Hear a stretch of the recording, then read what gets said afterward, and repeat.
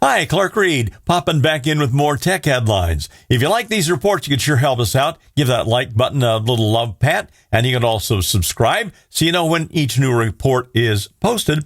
You know, it's not an April Fool's Day joke. Apple Computer got its start 50 years ago, and they've been able to come up with a couple of truly world-changing devices, the iPod and the iPhone, at least in my opinion.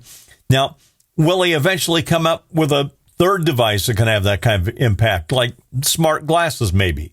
Well, time will tell. In the meantime, Mashable.com notes there's a really cool graphic sequence on Apple's homepage celebrating the company's devices using colorful brushstrokes. It's a bit Google-like, and frankly, imitation is as the fabled sincerest form of flattery.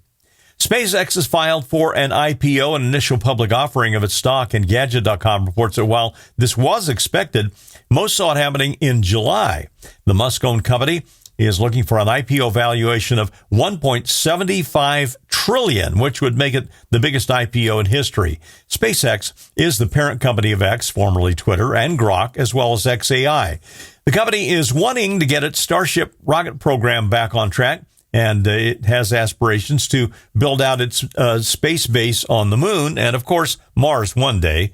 And they also plan for data centers for AI in space, orbiting the planet, which is also in the works at several other tech companies. We've had a few instances of some robotaxis stalling out and jamming up traffic, notably in San Francisco. Now, according to the nextweb.com, the U.S. robotaxi makers, like Google's Waymo, have been one-upped big time, and not in a good way. Over 100 Baidu Apollo Go robotaxis froze mid-traffic in Wuhan, blocking many hundreds of commuters, maybe thousands, really. Now, there were some crashes, although police say there weren't any injuries. This is really scary when you know that Wuhan has over 1,000 driverless vehicles rolling around the city. It's an embarrassment for Baidu, which has vehicles in 26 cities globally and claims to have orders for something like 20 million robotaxi vehicles. Welcome to the future, where you can have 100 instantaneous random traffic jams to ruin your commute. Claude's source code got into the wild, and it turns out it wasn't due to hackers.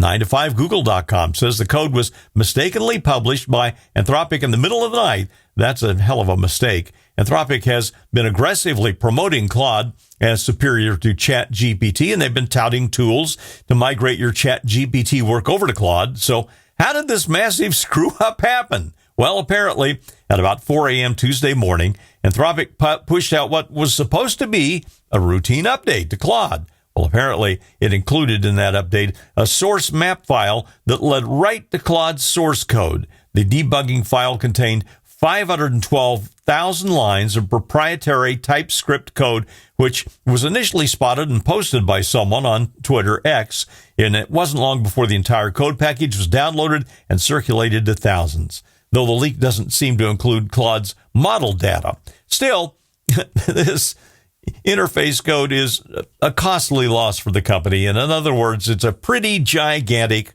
oops. I'm Clark Reid, and you're technified for now.